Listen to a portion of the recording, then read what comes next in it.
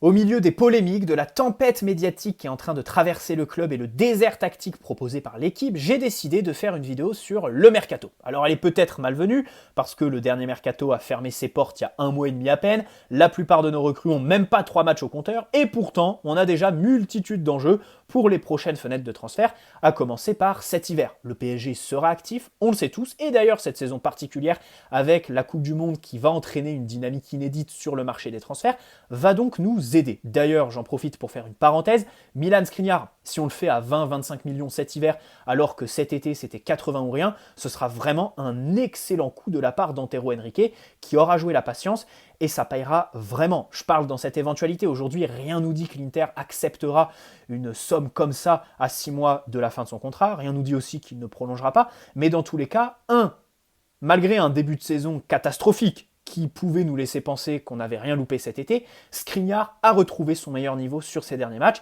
Et deux, du côté du PSG, on s'est rendu compte que jusqu'à la pause Coupe du Monde, on n'a pas vraiment d'échéance ultra relevée, de montagne à gravir. Ok, on a eu les poules de la Ligue des Champions, mais franchement, c'était pas très relevé. C'est plus nous qui ne sommes pas brillant du tout, notamment sur la double confrontation face au Benfica. Bien sûr que cet hiver, il y a le moyen de rectifier le tir de ce mercato estival de cet été qui a été raté, et donc faire taire Kylian Mbappé. Je fais un lien, on peut recruter le défenseur que l'équipe a besoin, et aussi l'attaquant que veut Mbappé dès cet hiver, dans le sens où, là, le lien que je veux faire, c'est que il y a des envies de départ pour Mbappé qui sont aujourd'hui avérées, plus personne ne peut les nier. Il faut donc les concrétiser l'été prochain parce que son contrat se termine en 2024. Lui seul a la main sur l'option qu'il pousse jusqu'en 2025. Évidemment, il ne va pas l'activer. Donc, si on veut faire de l'argent et libérer la masse salariale rapidos, eh bien, il faudra boucler ça en juin 2023. Voilà, tout simplement.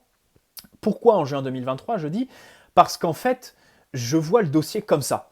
C'est compliqué de se projeter aujourd'hui, mais si Mbappé veut partir, il faut évidemment que ce soit le cas à l'été 2023, et donc essayer de le boucler avant le 30 juin.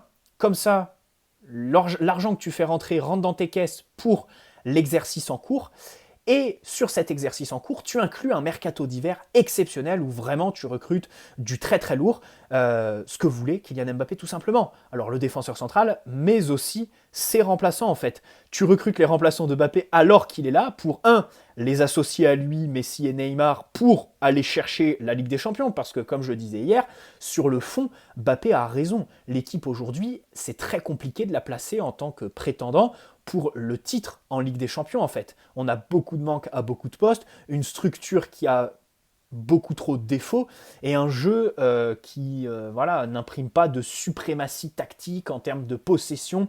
La diversité en attaque est vraiment très difficile à trouver, c'est très stéréotypé.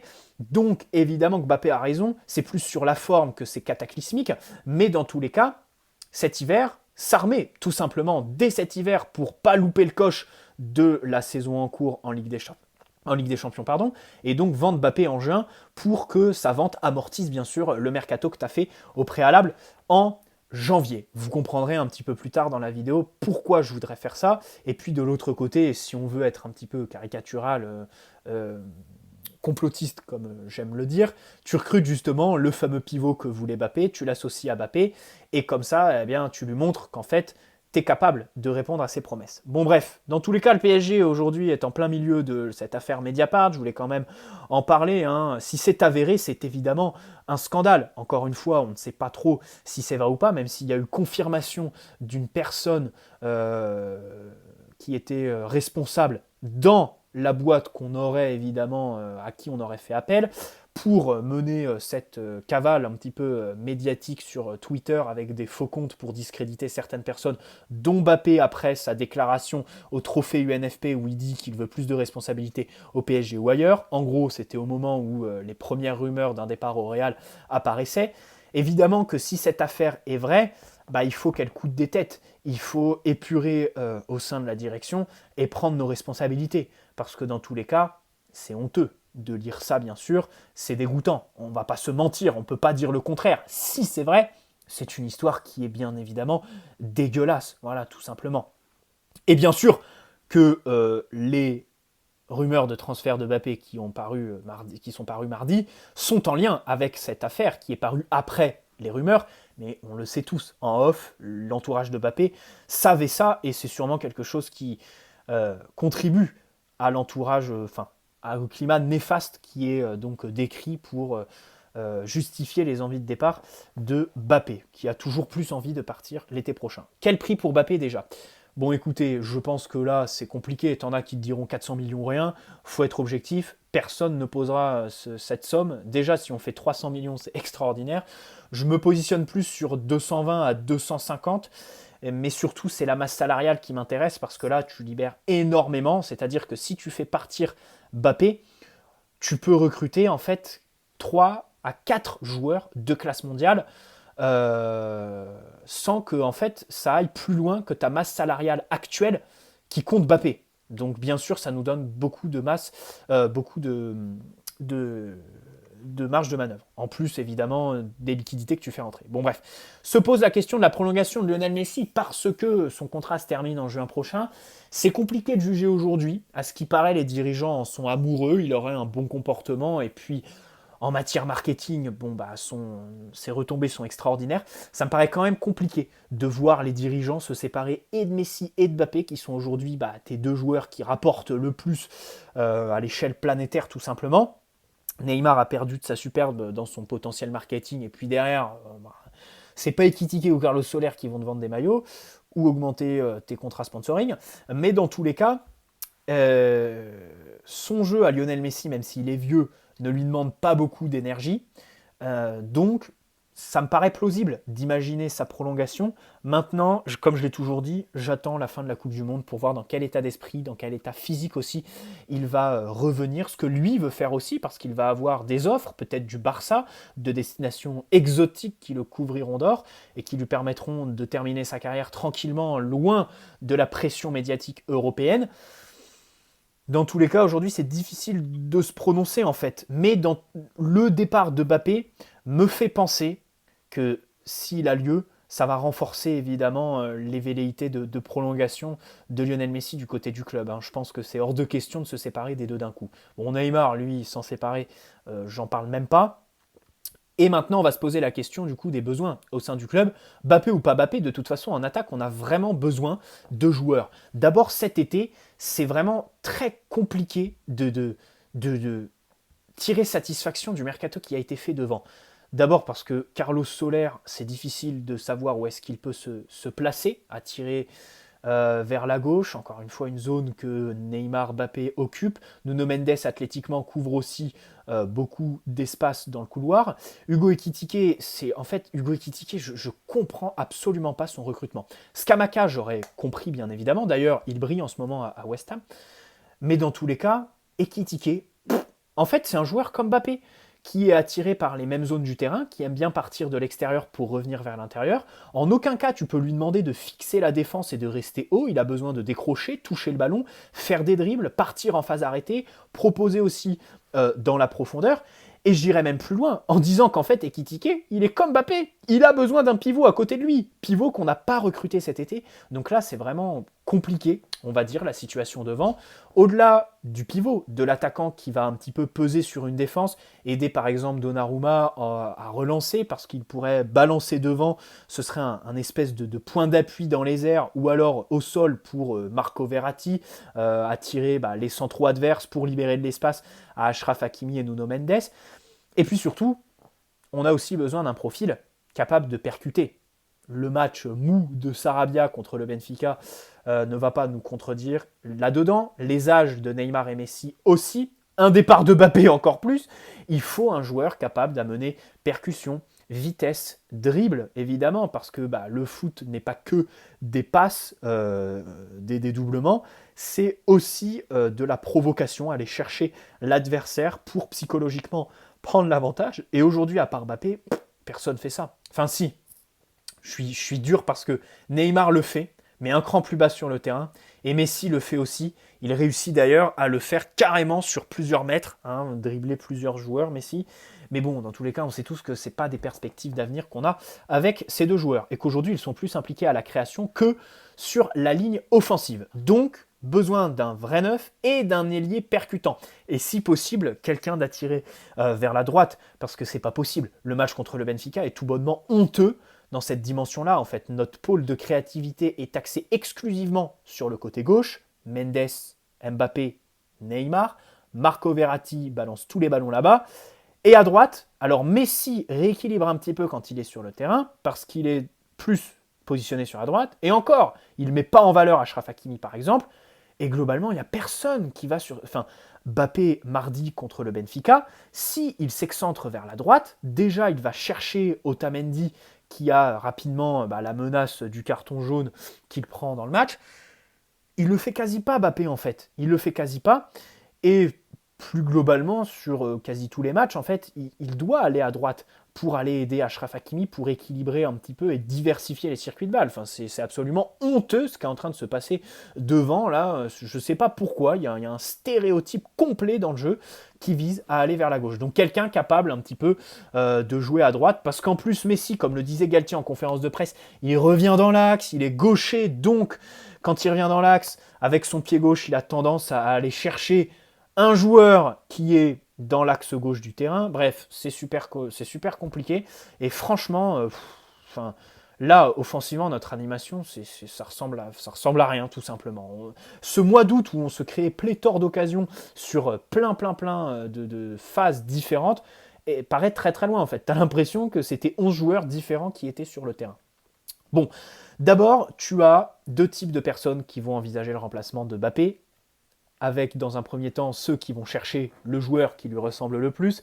Alors Mbappé fait partie de ces joueurs qui seront toujours imités, jamais égalés, mais dans tous les cas, ici, tu en as un qui aujourd'hui surperforme complètement en Italie, qui ressemble plus que beaucoup à Mbappé, c'est Rafael Leao, le Portugais, qui est d'ailleurs passé en Ligue 1 à Lille, transféré au LOSC, je crois que c'était pour plus de 30 millions d'euros, qui aujourd'hui est évalué à 150. Bon, ça pique un petit peu, quoi, c'est-à-dire que tu balances plus de la moitié de l'oseille que tu as fait sur Mbappé, mais dans tous les cas, c'est indéniable, tu recrutes un crack du football mondial et quelqu'un qui ressemble à Mbappé. Maintenant, comme vous le savez, c'est quelqu'un qui est attiré par la gauche, qui est un petit peu un ailier gauche qui aime bien revenir dans l'axe après être parti depuis tout simplement le couloir ou le demi-espace, parce qu'il est très costaud, très puissant, il est capable d'aller chercher le 1 contre 1 comme Mbappé en fait, de faire des actions comme Mbappé a fait 5-6 fois contre le Benfica cette semaine. En termes de dribble, il est très très bon, et pourtant, il est costaud, il est grand, il est très explosif, mais il en a dans les pieds, il en a dans la tête aussi, parce que ses déplacements sont toujours assez justes, il est capable de décrocher pour aider à la création, et puis à la finition, il a beaucoup progressé, capable de faire jouer ses partenaires. Dans la dernière passe, il est présent, peut centrer aussi, parce que souvent il est dans des positions excentrées en phase arrêtée, donc soit il casse des reins, soit il centre, et quand il arrive plus vers le demi-espace ou l'entrée de surface, là il peut tirer, il sait décocher des frappes de loin qui sont dangereuses bien sûr pour l'adversaire et qui t'aident face à des équipes qui ont des blocs bas très denses avec des lignes de défense à 7. Ce qui serait un atout en Ligue 1 bien évidemment. Voilà, techniquement il a une grosse palette de dribbles comme je l'ai dit, sa finition est très bonne, il fait quand même aussi des efforts, bon déjà plus qu'Mbappé, mais bon ça c'est pas compliqué, c'est le seul point où quasi tout le monde est mieux que lui, les efforts défensifs, parce que ça on ne cessera de le rappeler. Depuis le début de sa carrière, Mbappé n'a jamais daigné courir sans ballon. Et ça, franchement, je comprendrai jamais. Franchement, je comprendrai jamais. Alors oui, qu'il se replie pas, c'est logique. Qu'il se replie pas parce que c'est quelqu'un qui doit rester haut pour maintenir la ligne de défense adverse assez basse. Et encore, quand tu as des équipes qui réussissent à te presser, à aller te chercher haut et qui font que du coup ton bloc évolue un cran plus bas, il faut que Mbappé décroche beaucoup plus qu'il a tendance à le faire aujourd'hui. Voilà. Mais dans tous les cas, bon, pour la prise de profondeur, bref, on lui en veut pas pour les décrochages. Mais par contre, les actions de pressing, c'est honteux. C'est quelqu'un qui est rapide. Il doit absolument mettre beaucoup plus d'énergie, dans le pressing, quoi. Mais bon, c'est une superstar. Il fait ses statistiques, donc c'est un discours qui n'a aucune crédibilité, on va dire, aujourd'hui sur Mbappé, bien évidemment. Bref. Donc Rafael Leao, bien sûr que pour moi, ce serait bien un remplaçant idéal à Mbappé, bien sûr, dans cette dimension-là. Maintenant, tu ne réglerais pas le problème de ton animation à droite et de ton 9 pivot Parce qu'à Milan, par exemple, et à O, ben, il a Giroud. Giroud que Mbappé a en équipe de France. Donc il faut bien sûr recruter un vrai buteur qui pourrait aussi permettre à Neymar et Messi d'être beaucoup plus à l'aise. Et là, j'en ai identifié un. C'est sûr que pour remplacer Mbappé, alors je sens venir tous les gens dans les commentaires qui vont me dire ouais, t'as choisi ces deux joueurs, moi je te cite lui. Évidemment, il y a plein de joueurs aujourd'hui qui sont capables de remplacer Mbappé. Mohamed Salah, Minson, Harry Kane, Lautaro Martinez. Je pense que Lautaro Martinez peut être un candidat crédible. Vous l'avez compris, c'est pas celui que je vais vous présenter. Et bien sûr, il a il a fait une très bonne seconde mi-temps contre le Barça cette semaine. Mais moi, je pense avant tout à Vlahovic, le Serbe de la Juventus. On doit absolument le sortir de ce régime taliban qu'est en train d'installer Massimiliano Allegri là-bas, et surtout le faire jouer au Parc des Princes, au minimum 6 mois avec Mbappé, parce que déjà l'entente entre les deux, la complémentarité serait exceptionnelle, et puis avec Neymar et Messi, je n'en parle même pas. En plus, avec nos latéraux, c'est quelqu'un qui bonifierait, mais en fait, c'est quelqu'un qui mettrait en valeur tout le monde dans l'équipe. Je commence par là. Vlahovic au PSG, c'est quoi? C'est Donnarumma qui, à la relance, peut se permettre de relancer loin parce qu'il fait 1m90, il est capable de gagner les duels dans les airs, il est capable de contrôler poitrine. C'est quelqu'un qui aiderait nos défenseurs centraux ou alors Marco Verratti à chercher ce point d'appui plus haut sur le terrain, entre les lignes, parce qu'il décroche beaucoup. C'est quelqu'un qui est toujours en mouvement, qui est capable techniquement de conserver son ballon, de faire des premières touches assez bonnes pour ensuite orienter le jeu, attirer les défenseurs centraux dans l'axe pour libérer de l'espace sur les côtés et donc après un relais ou directement chercher les ailes avec Achraf Hakimi qu'il est capable de lancer tout simplement ou alors redonner à Lionel Messi plus haut sur le terrain. Vlahovic, c'est quelqu'un qui est grand, qui a un gabarit de monstre tout simplement, c'est un vrai animal, c'est pour ça qu'il est d'ailleurs comparé un petit peu à Erling Haaland, mais techniquement il réussit dans les petits espaces, là où il y a de la pression, dans les derniers mètres, à se connecter avec ses partenaires. Il pourrait être ce point d'appui que Messi recherche constamment à l'entrée de la surface pour attirer, aspirer les défenseurs, hop, être un relais pour jouer un 1-2 avec Messi, qui réussit à faire sa finition avec le pied qui se referme très rapidement, l'espèce de frappe enroulée, comme il en a eu le but qu'il met contre Manchester City en septembre 2021, par exemple. Ça, Messi, Mbappé l'a fait plusieurs fois avec lui, mais il a personne. Vlahovic serait ce joueur-là. Avec Neymar, bien évidemment, avec Nuno Mendes, pareil. Donc concrètement, c'est quelqu'un qui bonifierait tout le monde dans l'équipe. Et puis accessoirement, si tu le fais venir cet hiver, avec Mbappé, ce serait le complément absolument parfait en fait, parce que c'est quelqu'un en fait qui est capable aussi de prendre la profondeur, même si ses premiers appuis paraissent un petit peu nonchalants, traduisent une certaine lenteur sur ses débuts de course. Une fois qu'il est lancé, c'est un bœuf, c'est quelqu'un qui est super rapide, explosif et qui donc peut prendre la profondeur. Si tu le mets plus haut, et Mbappé peut avoir la liberté, oui, de décrocher comme il le demande aujourd'hui, et donc laisser à Vlahovic le travail, c'est même pas un travail ingrat en fait, de juste maintenir la ligne de défense adverse assez haute et d'être une menace dans la profondeur, parce qu'en plus, Vlahovic, il peut prendre la profondeur, mais ses mouvements latéraux sont très bons. C'est un attaquant qui est quand même plus que complet, qui peut être orienté sur la droite, alors il est gaucher, sa finition est évidemment extraordinaire, pied droit, pied gauche, tête, pour reprendre, encore une fois, il bonifierait par exemple les centres de Nuno Mendes, de Bernat à ras de terre, ou alors d'Achraf Hakimi. Bernat qui a l'habitude de faire des centres en retrait, là tu peux tout de suite imaginer Vlahovic sur son pied fort, du coup sur des centres en retrait, parce qu'il est gaucher, mais là ce serait extraordinaire en fait. Achraf Hakimi, Nuno les centres qu'il pourrait reprendre de la tête parce qu'il est plus grand que la majeure partie des défenseurs, bref, j'en ai parlé que 3 minutes, je le développerai peut-être dans d'autres vidéos, je dois m'arrêter là parce que ça va faire 20 minutes. Vous allez me dire, mais il en est amoureux, mais franchement, Vlahovic, je suis désolé, Mbappé ou pas Mbappé, en fait, c'est lui qu'il faut absolument dans cette équipe. Alors oui, il a signé en janvier dernier à la Juve pour 75 millions, donc c'est compliqué de les voir s'en séparer, à moins que tu en proposes 90 ou 100. Je pense que c'est le prêt à payer pour un joueur aussi jeune, hein, il a 22 ans. Même pas, je crois qu'il a 21. Il aura 22 à la fin du mois de janvier. Il est né le 28 janvier... Ah non, il est né le 28 janvier 2000. Donc il aura 23 en janvier prochain. Mais dans tous les cas, c'est extraordinaire. D'ailleurs, Lautaro, il a que 25 ans aussi. Hein. Donc au poste d'attaquant, Vlahovic ou alors Lautaro, que je développerai peut-être dans une autre vidéo. Mais pour moi, le Serbe, là, 33 buts sur l'année 2021 en Serie A. En ce moment, à la Juve, bah, c'est le plan de jeu, tout simplement, hein. On joue long sur Vlahovic, on va voir s'il va essayer de faire un miracle. Et il faut absolument le sortir de là, parce qu'il est en train de se morfondre dans cette équipe, qui risque pas de se séparer d'Allegri, parce qu'il coûte trop cher à limoger pour un club bah, qui n'a pas non plus des finances ultra solides, bien évidemment. Donc voilà un petit peu mon avis. Leao plus Vlahovic, si Mbappé part, c'est le plan parfait, parce qu'en plus, ils seraient tous les deux très complémentaires.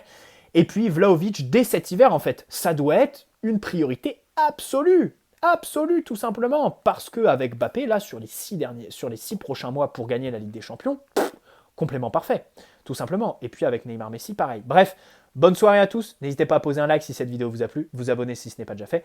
Et on se dit à la prochaine. Ciao les amis.